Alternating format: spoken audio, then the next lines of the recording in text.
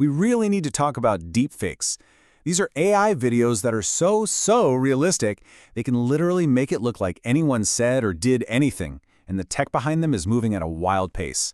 Honestly, understanding this stuff isn't optional anymore, so let's break down exactly what you need to know.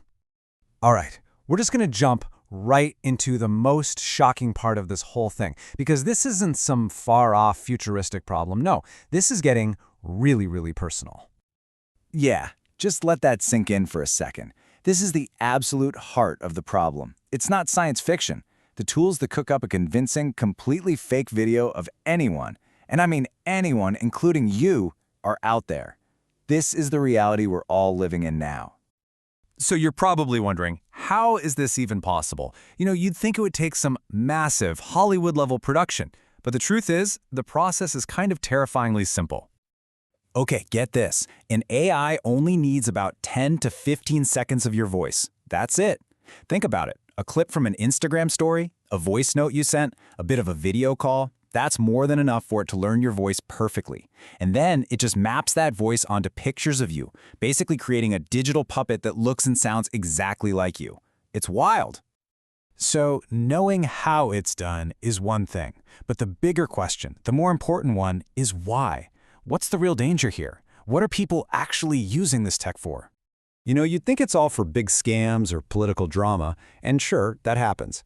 But a massive driver behind so many deepfakes is way simpler, just to go viral.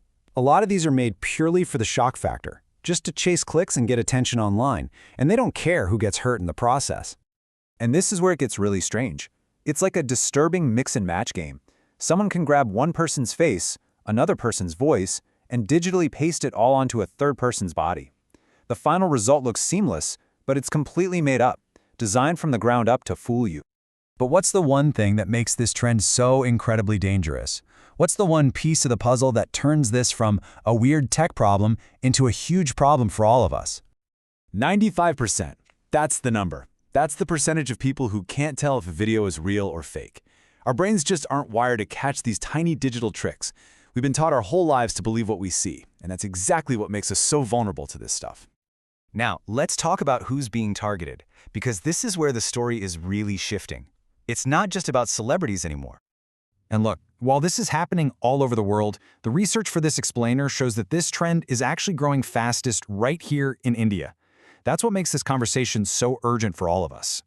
For the longest time, the targets were always famous people, right? Actors, politicians, folks who have tons of photos and videos of them out in the public.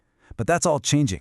Because the tech has gotten so much easier to use, the focus is now shifting to just normal, everyday people. The next victim could be anyone. Okay, I know all of that sounds pretty alarming, and it's really easy to feel kind of helpless. But you're not. It is so important to note that there are protections, and you do have options. So let's talk about what you can actually do. So let's just ask the question straight up. Imagine it happens to you. A fake video of you pops up online. What are your rights? What's your very next step? Here is the single most important thing to remember. Creating and spreading a malicious deepfake isn't just a prank. According to India's IT Act, it is officially a cybercrime. The law sees it for the harmful thing it is. And what that means is you have a clear way to take action. You have every right to go to the police and file an FIR, a first information report. That will kick off an official criminal investigation. The key thing to take away here is that you are not powerless. The legal system is there to back you up.